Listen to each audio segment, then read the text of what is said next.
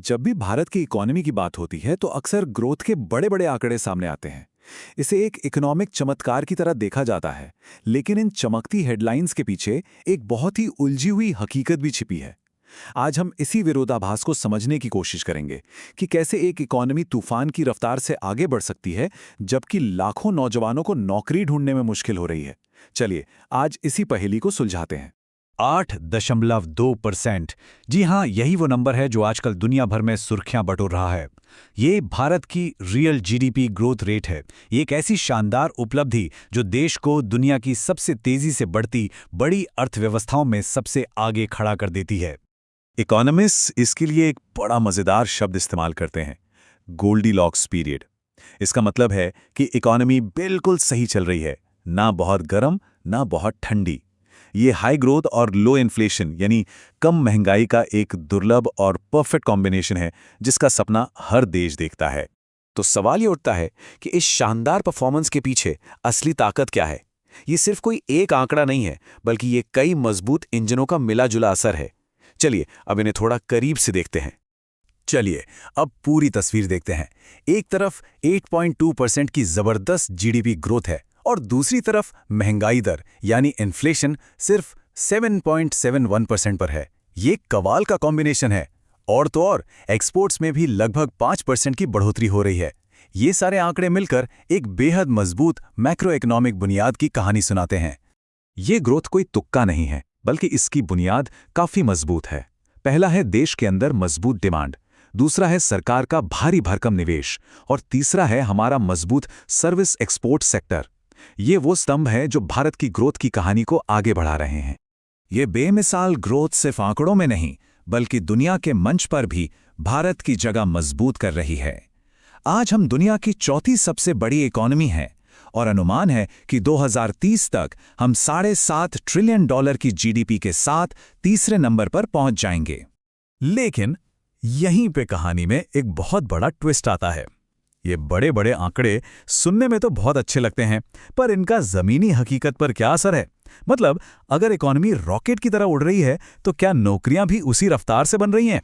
और यहीं से हम रोजगार के इस विरोधाभास, इस पैराडॉक्स में उतरते हैं, क्योंकि ग्रोथ के चमकते आंकड़ों के पीछे एक दूसरी, कहीं ज्यादा उलझी हुई और अक्सर चौंकाने वाली सच्चाई छिपी है। कहानी उतनी सीधी है नहीं जितनी दिखती है। अब देखिए, पहली नज़र में 4.8% की ओवरऑल बेरोजगारी दर ठीक-ठाक लगती है, लेकिन जैसे ही हम जूम इन करते हैं युवाओं पर, 15 से 29 साल की उम्र के लोगों पर, तो ये आंकड़ा उछलकर करीब 15% हो जाता है। 3 गुना से भी ज्यादा। साफ है कि हेडलाइन नंबर पूरी कहानी नहीं बताता, खासकर युवा पीढ़ी के लिए। इकोनॉमी की भाषा में इस सिचुएशन के लिए एक शब्द है जॉबलेस ग्रोथ। मतलब देश की इकोनॉमी तो बढ़ रही है, लेकिन उस रफ्तार से अच्छी नौकरियां नहीं बन रही। यही उस विरोधाभास की जड़ है जिसे हम आज समझ रहे हैं। तो अब बात करते हैं भारत की सबसे बड़ी ताकत की, और शायद सबसे बड़ी चुनौती की भी। यहाँ की विशाल युवा आबादी, एक ऐसी पीढ़ी जो एक ऐसे मोड़ पर खड़ी है जो देश का भविष्य तय करेगी। जरा इस आंकड़े का साइज देखिए।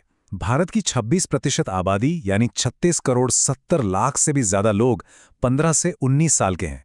ये वो डेमोग्राफिक पावर है जो देश को कहीं से कहीं ले जा सकती है, या फिर एक बहुत बड़ी जिम्मेदारी बन सकती है। पर यहीं एक और चौंकाने वाला सच सामने आता है। रिपोर्ट्स बताती हैं कि बेरोजगार युवाओं में से 2/3, जी हां 2/3, कॉलेज ग्रेजुएट्स हैं। ये सीधा सीधा इशारा है कि हमारी एजुकेशन और जॉब मार्केट की ज़रूरतों के बीच एक बहुत बड़ा गैप है। तो अब आगे क्या? भविष्य की तरफ देखते हैं, क्योंकि वक्त तेजी से निकल रहा है और भारत के सामने कुछ बड़े रणनीतिक फैसले हैं जो 2047 तक का उसका सफर तय करेंगे।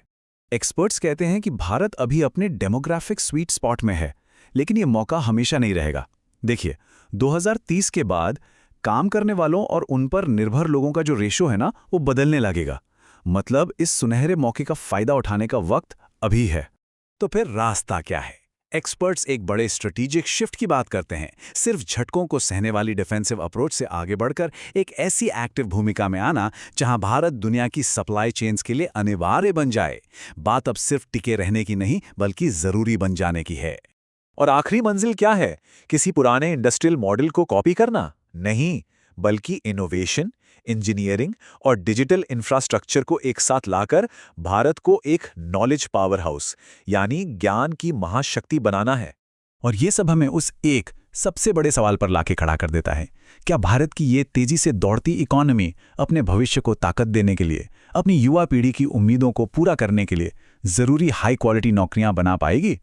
इस एक सवाल का जवाब ही देश का आने वाला कल तय करेगा।